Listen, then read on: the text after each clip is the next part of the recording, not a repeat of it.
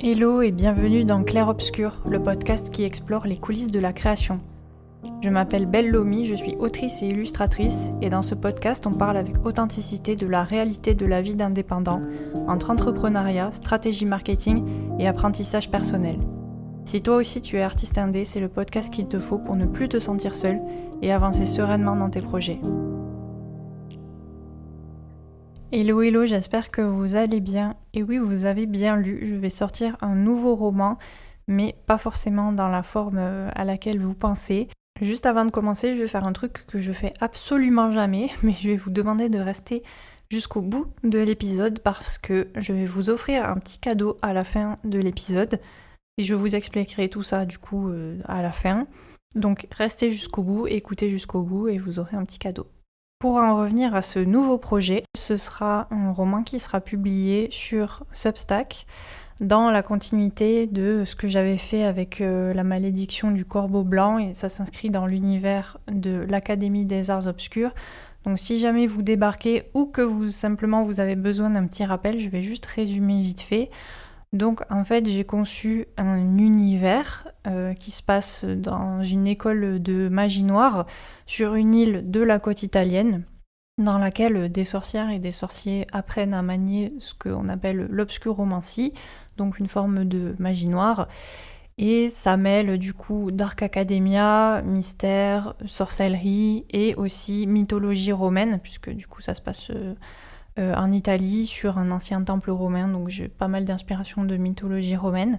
Et ça c'est un univers que j'ai conçu pour pouvoir écrire plein d'histoires différentes.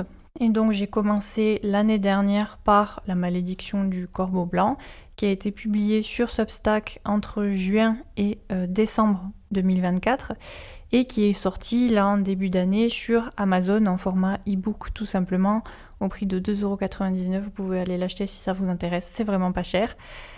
Et j'avais envie du coup de continuer ça parce que ça a été une super expérience, notamment sur Substack. C'est vraiment une plateforme que j'apprécie beaucoup, je le dis à chaque fois et je précise que je suis toujours pas rémunérée pour parler de Substack, évidemment, mais vraiment c'est une plateforme que j'apprécie, que je trouve qui est hyper intéressante pour écrire. Le format blog est très bien développé. Et il y a aussi une vraie découvrabilité organique qui fait que en fait, c'est pas un simple algorithme dans le sens où... enfin si, justement, c'est un algorithme dans le sens d'un réseau social, mais en fait, votre newsletter, elle peut être proposée à plein de gens si ces personnes lisent à peu près les mêmes choses que ce dont vous parlez dans votre newsletter. Et même s'ils vous connaissent pas, donc c'est pas juste une liste d'emails avec des gens qui s'abonnent, il y a vraiment tout un côté social avec une communauté, des notes un peu à la Twitter et plein de choses qui sont très intéressantes et évidemment aussi la possibilité de monétiser tout ça, mais je vais vous en reparler. Donc juste pour vous pitcher un peu ce nouveau roman, il s'appellera Le Cercle des Illusions, donc comme je l'ai dit, ça se passera toujours dans l'univers de l'Académie. Et je vais vous lire tout de suite le pitch. Orphea, directrice de l'Académie des Arts Obscurs, reçoit la visite inattendue d'un certain Cyrus Evator. L'homme, hautain et vaniteux, se présente lui aussi comme un directeur d'école de magie et ne semble avoir qu'un seul objectif, faire couler celle d'Orphea. Donc comme pour le premier roman que j'avais publié, le pitch est très court et un peu cryptique, voilà, ça pose vraiment juste les bases d'où part l'histoire. Et ensuite ça va se dérouler, donc juste pour développer un peu, ça va mettre en scène du coup ce Cyrus Evator avec sa propre école de magie, donc qui sera une école de magie concurrente, qui ne croit pas du tout en la magie noire que propose Orphea. Et donc du coup il veut faire couler l'école d'Orphea, donc il va se passer plein de choses et ça va être très intéressant. Je pense honnêtement que c'est plus intéressant que la première saison que j'avais écrite et que ce sera beaucoup plus travaillé, autant sur le fond que sur la forme, parce que évidemment j'ai progressé en écriture, j'ai aussi progressé sur la maîtrise du format Substack, donc je pense que je peux faire plus de choses et ça va être plus intéressant. Comme je vous l'ai un peu dit, c'est le deuxième roman qui se passe dans cet univers. C'est du coup le deuxième tome, après La malédiction du corbeau blanc. mais c'est totalement indépendant. Il faut vraiment voir ça comme un univers dans lequel il y a des histoires qui prennent place, et c'est vraiment plus comme une série d'anthologies ou des tomes compagnons, et les histoires sont totalement indépendantes et différenciées, même si évidemment, chronologiquement, le cercle des illusions se passe après la malédiction du corbeau blanc. C'est tout à fait possible de commencer juste par celui-là, parce que je vais faire un petit prologue et je vais faire aussi toute une introduction classique de personnages et de l'univers dans les premiers chapitres, sans que ce soit hyper redondant si jamais vous avez déjà lu. Ça sera intégré de façon fluide dans la narration, mais voilà, ça permettra de reposer les bases progressivement. Ça, si jamais vous n'avez pas lu le premier tome, il n'y a aucune obligation, même si c'est toujours intéressant. Et moi, évidemment, ça me fait plaisir si vous l'achetez sur Amazon, c'est toujours très cool. Mais voilà, c'est totalement indépendant et vous pourrez commencer juste là quand je vais commencer à publier. Ça, c'était quelque chose qui me tenait vraiment à cœur. Et c'est aussi pour ça que j'ai fait pas mal de changements par rapport au premier tome. Si jamais vous avez suivi l'aventure depuis un petit moment ou que vous êtes déjà allé voir sur Amazon, vous avez pu remarquer que le roman s'appelait avant l'Académie des Arts Obscurs. Sauf que j'avais fait un sous-titre qui était La malédiction du corbeau blanc, mais c'est pas clair en fait. Et ça pose le problème que le roman s'appelle l'Académie des Arts Obscurs, alors qu'en fait, ça c'est le nom de l'univers, c'est pas vraiment le nom de l'histoire.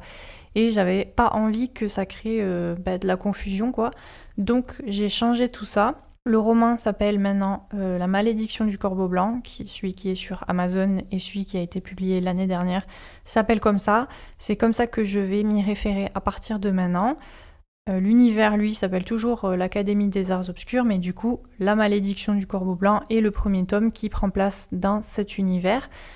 Donc j'ai aussi changé la couverture du roman en ce sens. D'ailleurs, j'ai un peu galéré, je l'ai fait juste ce matin là aussi, c'est pour ça que je vous en parle. Parce que j'ai pris conscience, ça fait un moment que ça me travaille, et d'ailleurs je m'étais posé la question depuis le départ. Mais l'année dernière, j'étais pas forcément certaine de continuer parce que je savais pas si ça allait fonctionner, parce qu'il y a quand même aussi un projet économique derrière ça. Sur lequel je vais revenir plus tard, mais je savais pas du tout si ça allait valoir le coup de continuer cette aventure sur Substack et tout simplement cette aventure d'écriture. Et je trouvais aussi que le nom l'Académie des Arts Obscurs était beaucoup plus percutant, beaucoup plus prenant. Et comme je voulais emmener le roman sur un salon, je trouvais que ça faisait plus catchy et que ça donnait plus le ton, école de magie Dark Academia, que La malédiction du corbeau blanc. Maintenant, je peux me permettre de changer parce que le roman, il a globalement fait sa vie. Je pense que je vais pas en vendre beaucoup d'autres, à moins que la saison 2 emmène un petit peu d'autres acheteuses sur Amazon, mais c'est quand même assez improbable. D'ailleurs, j'en ai vendu très peu depuis qu'il est disponible sur Amazon. Donc je pense que le roman, il a globalement fait son temps, même si il va rester dispo, c'est pas du tout ça la question. Mais je pense qu'il y a moins de problèmes marketing à changer son nom, en fait, parce que on va pas se mentir, il intéresse plus grand monde, sa période de sortie, elle est passée. La majorité des gens l'avaient lu gratuitement sur Substack, donc c'est aussi pour ça que j'ai pas fait beaucoup de ventes sur Amazon. Il est pas très bien référencé, enfin bref, il y a plein de choses qui font que je pense pas que c'est se tirer une balle dans le pied que de changer le nom et la couverture, et au contraire, ça permet d'avoir une plus grande clarté sur l'univers global, et ça me permet du coup d'embrayer avec ce tome 2 qui est le cercle des illusions. Et donc maintenant, c'est précisé sur la couverture que c'est un tome indépendant qui se passe dans l'univers de l'Académie, mais voilà, c'est le nom, c'est vraiment La malédiction du corbeau blanc. Et je trouve que c'est plus clair, voilà, tout simplement. J'insiste vraiment là-dessus parce que je veux pas qu'il y ait de confusion, et je veux pas que vous pensiez que... je veux que ce soit vraiment très clair comment le principe fonctionne, parce que je sais que ça peut être un peu perturbant. Déjà, le fait qu'il soit présent et sur Substack et sur Amazon, ça peut être un peu source de confusion. Donc je veux pas qu'il y ait de confusion entre mon premier tome, La malédiction du corbeau blanc, et le second, Le cercle des illusions, qui sont vraiment deux romans différents, même s'ils sont dans un seul et même univers. C'est vraiment 2 histoires différentes avec 2 intrigues différentes. Ce sera pas du tout les mêmes enjeux et ce sera pas une suite. Donc voilà, je veux vraiment faire la distinction et c'est aussi pour ça, je trouve, que c'est plus cool d'avoir l'Académie des Arts Obscurs comme série. Et d'ailleurs, Amazon est assez bien fait pour ça parce que il permet vraiment d'indiquer que ce tome fait partie d'une série, comme quand on écrit une trilogie par exemple. Et donc c'est assez cool. Et donc là j'ai pu vraiment préciser que ça fait partie de cet univers et que ça se suit pas, etc. Comme ça il n'y a pas de problème. Et je l'ai aussi bien mentionné sur Substack et c'est aussi pour ça que je fais cet épisode pour qu'il y ait vraiment zéro confusion et que vous soyez pas perdus parce que ça c'est vraiment la pire chose, que ce soit vraiment très clair. Et de toute façon, ce roman, je vais un petit peu arrêter d'en parler pour me concentrer sur le cercle des illusions. Donc pour revenir à ce texte, du coup le cercle des illusions, mon nouveau roman, le format va ressembler vraiment à ce que j'ai fait l'année dernière, c'est-à-dire que ce sera un roman court, que j'estime pour l'instant à 35 000 mots, mais ça va possiblement varier parce que j'ai pas fini d'écrire, en fait j'ai écrit que le premier tiers, donc je peux pas trop, j'ai fait juste une estimation en fonction de la longueur des chapitres que j'ai écrits, mais ce sera plus long que l'année dernière. Parce que j'ai eu des retours qui m'ont dit que ça allait peut-être un peu vite et qu'on n'avait pas forcément le temps de s'attacher aussi au personnage. Donc je vais essayer de prendre ça en compte et de travailler vraiment là-dessus pour que ce soit plus immersif, plus prenant, plus long et prendre mon temps vraiment aussi avec l'exposition parce que c'est super important qu'on ait de l'empathie pour les personnages, clairement. Mais sinon, les modalités de publication vont rester les mêmes, c'est-à-dire que ça se passera sur Substack. Je vous mettrai le lien dans la description, évidemment. Et ce sera payant, ça c'est la première différence. Je vais publier que 5 ou 6 épisodes gratuits. Et ensuite, ça passera dans l'abonnement payant. J'ai déjà fait tout un épisode de podcast sur le pourquoi du comment je fais ça. Je vais juste résumer ça très très vite fait parce que je sais que si je commence à m'embarquer là-dedans, je suis capable d'encore me justifier pendant 150 000 ans parce que c'est une décision qui est difficile à prendre et difficile à assumer quand, comme moi, on se sent un peu illégitime dans sa carrière d'autrice, simplement. C'est un pas qu'il faut que je franchisse et justement, c'est une étape pour asseoir entre guillemets, ma légitimité et pour me donner confiance aussi, de me dire qu'il y a des gens qui sont prêts à payer pour me lire, tout simplement. Et la principale raison, c'est que j'ai besoin d'argent, en fait. L'année dernière, j'ai écrit ce roman gratuitement. Je ne l'ai pas remboursé à aucun moment. Je n'ai pas non plus remboursé la sortie physique et la publication physique qui a eu lieu. Et je n'ai pas vendu beaucoup de e-books après, donc voilà, ça a été une publication clairement à perte. Et là, en fait, je suis arrivée à un stade de ma santé financière où je peux plus me permettre de passer 150 heures sur un projet pour que ça me rapporte 10 € à la fin. C'est juste plus possible. Je suis dans une situation pas précaire parce que j'ai quand même un conjoint qui peut m'épauler, mais en tout cas, je ne gagne pas d'argent de ma création en ce moment.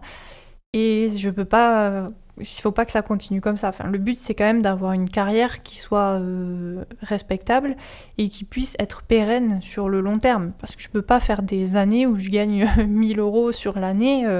C'est juste pas possible. Il faut quand même que je vive. Il faut que je paye mon loyer. Il faut que je participe à la vie du quotidien, etc. Donc c'est juste pas possible. Et ça, j'espère que c'est la première étape qui va me permettre de faire ça. Et j'espère vraiment que les premiers épisodes vous intéresseront assez pour que vous ayez envie de me soutenir. Je vais juste rapidement rappeler du coup les prix. Là pour l'instant, ça commence à 2,50 € pour un abonnement mensuel et l'abonnement annuel est à 15 €.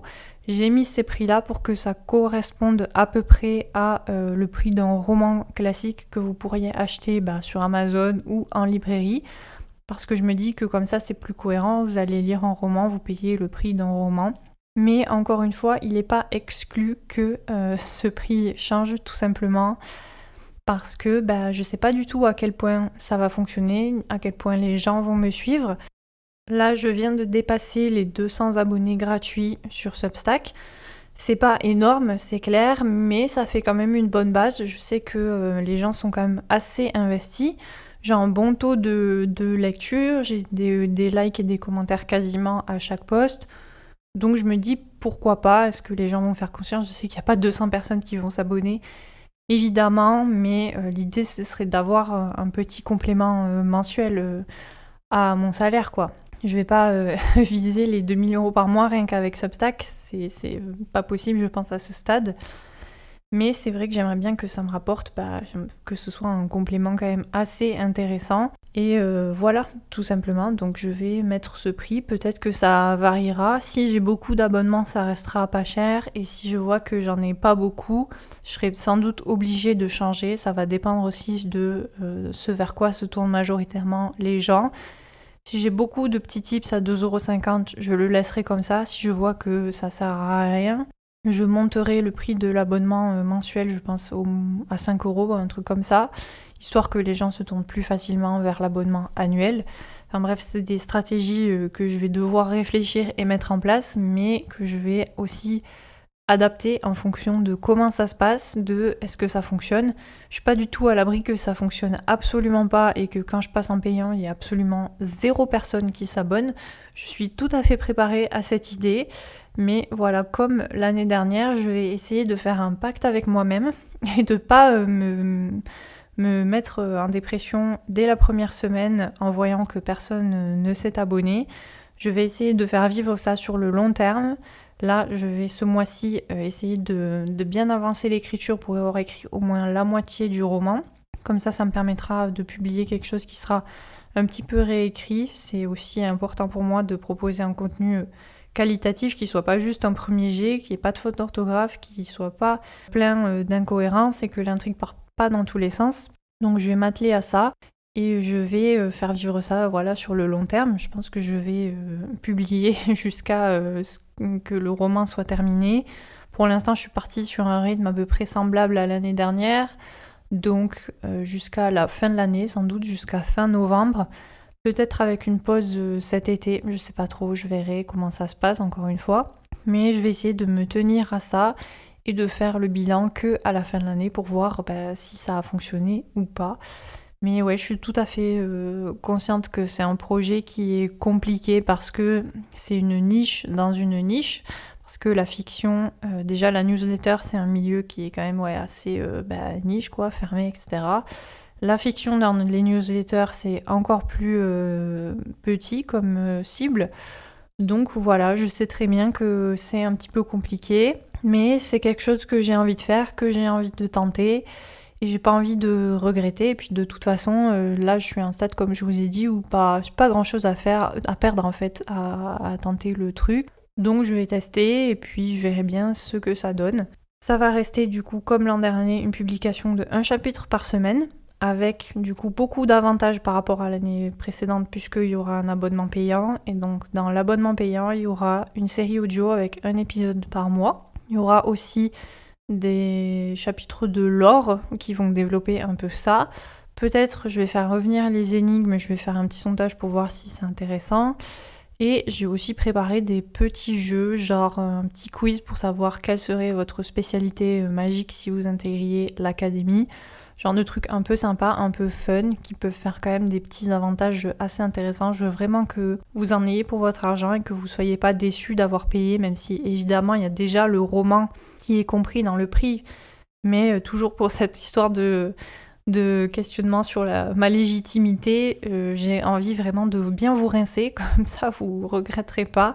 Et moi, j'aurais pas l'impression d'arnaquer qui que ce soit, même si je sais très bien que je n'arnaque pas.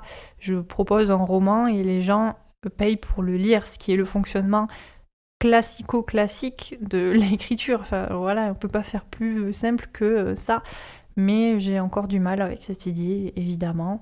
Donc voilà, on y va pas à pas. Et j'espère que ça fonctionnera, évidemment, que vous me faites confiance et que ça vous intéressera.